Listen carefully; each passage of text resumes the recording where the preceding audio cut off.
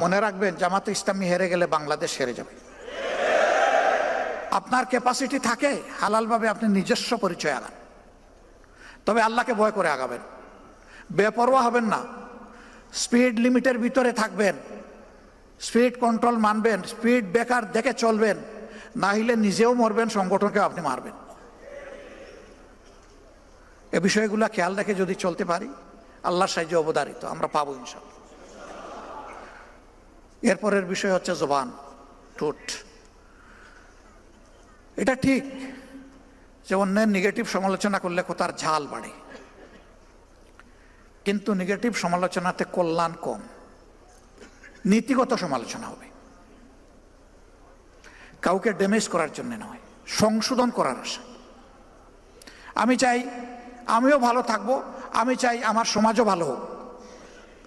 যদি এটি আমার উদ্দেশ্য থাকে, তাহলে স্বয়ং যারা দিনে রাত আমাদের বিরোধিতা করে তাদেরও কল্যাণ আমাদের কামনা করতে হবে, আল্লাহর কাছে দোয়া করতে হবে, এবং প্রত্যেকটি বক্তব্য হবে দাইল আল্লাহর ভাষায়। এমনকি সন্তানের সাথে যখন কথা বলবো সেটাও হবে দাইল আল্লাহর ভাষায়। স্ত্রীর সাথে যখন আমার আচরণ হবে সেটাও হবে দাইল আল্লাহর ভাষায়। এইভাবে যদি সর্বক্ষেত্রে আল্লাহকে ভয় করে দাইল আল্লাহর দায়িত্ব আমরা পালন করতে পারি, ইনশাআল্লাহ একামতে দিনের দায়িত্ব আঞ্জাম দেওয়া সহজ হয়ে যাবে। আগামীর বাংলাদেশকে জয় করতে হবে ইনশাআল্লাহ। এই বাংলাদেশের আশার প্রদীপ নিবু নিবু থাকলে এটি জামাত ইসলামী। এই প্রদীপকে আরো তেল, আরো শক্তি দিয়ে ইনশাআল্লাহ পূর্ণ মাত্রায় প্রজ্বলিত করতে হবে। তাহলে আমরা পারবো তো ইনশাআল্লাহ সেই নমুনা পেশ করতে। আপনারা যে পরিমাণ দৌড়াবেন, আমাদের কর্মীরাও সেই পরিমাণ দৌড়াবে। আমি আশা করি ৫৬,০০০ বর্গমাইলকে কলুষ মুক্ত করার জন্য, সব ধরনের অশান্তি এবং জুলুম থেকে মুক্ত করার জন্যে এখন থেকে জিন্দেগির বাকি দিনগুলো, আগামী নির্বাচন নয়, জিন্দেগির বাকি দিনগুলো ইনশাআল্লাহ আমরা আল্লাহ তাআলাকে ওয়াকফ করে দিলাম। আপনারা রাজি আছেন? কিছু ভাই রাজি আছে, আবার কিছু ভাই এই দিকেও তাকায়।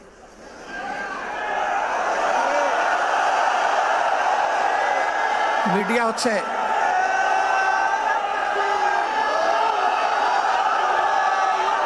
মানে তো ভাইরা ওইটাই আল্লাহকে বলেছে, ইন্না সলাতি ওয়া নুসুকি ওয়া মাহইয়ায়া ওয়া মামাতি লিল্লাহি রাব্বিল আলামিন।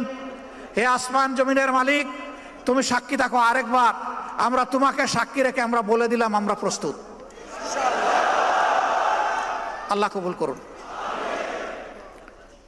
এই সাংবাদিকরা যখন ঢুকে তখন তাদেরকে আমাদের ইমাম মানতে হয়, আর ইমাম যাকে মানা হয় তার কিছু ডিরেকশন শুনতে হয়। তা আমি কি এখানে দাঁড়িয়ে দিলে আপনাদের কোনো অসুবিধা হবে, নাকি বসলে সুবিধা হবে? কোনটা? দাঁড়িয়ে অসুবিধা নাই, জাযাকুমুল্লাহু খায়রান।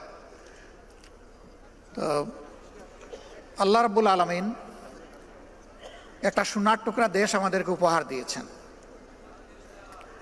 এখানে আমরা যারা আছি, আমার বিশ্বাস আমি একা নই, অনেকেই নারী, পুরুষ এবং সাংবাদিক বন্ধুরা দুনিয়ার বহু দেশ ঘুরার, দেখার, বুঝার সুযোগ হয়েছে।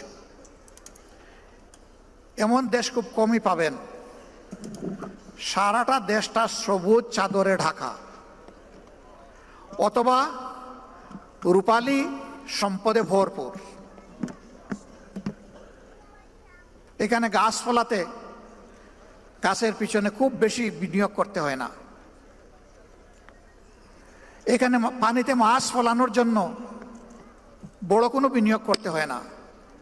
শুধু গাছগুলা ধ্বংস না করলে হলো, আর পানির মাছকে লুণ্ঠন না করলে হলো। আল্লাহ তাআলা মাটির উপরে, পানির ভিতরে, পানির নিচে, সমুদ্রের গভীরে এবং সমুদ্রের তলায় সব জায়গায় সম্পদ দিয়েছেন। সম্পদের কোনো কমতি নাই। একটা সম্পদের অভাবের কারণে এই দেশটা হামাগুড়ি খাচ্ছে, এখন উঠে আর পড়ে, উঠে আর পড়ে। সেই সম্পদটা হচ্ছে সততার সম্পদ। যদি আমাদের দেশের লুণ্ঠন, চুরি, চামারি, বাটপারি না থাকতো, চাঁদাবাজি, দখলদারি না থাকতো, যদি নির্বাচিত প্রতিনিধিগণ, এটা সংসদ হোক অথবা স্থানীয় সরকার হোক, সব জায়গায় যদি তারা সততার পরিচয় দিতেন, আমি যতটুকু বুঝি এই বাংলাদেশ সত্যি আগের এক সরকার বলে গেছিল না, সিঙ্গাপুর, সাংহাই, কি জানি, কানাডা বানাডা অনেক কিছু বলে গেছে না, রিয়েলি ওই রকমই একটা দেশ হইতো। তারা ঠিকই সিঙ্গাপুর, সাংহাই এবং কানাডা তৈরি করেছে, তবে 18 কোটি মানুষের জন্য নয়, তাদের নিজেদের জন্য।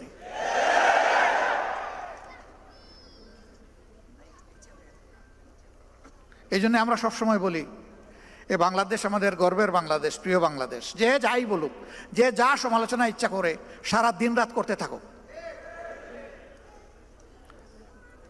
এর প্রমাণ আমরা চেষ্টা করছি দেওয়ার।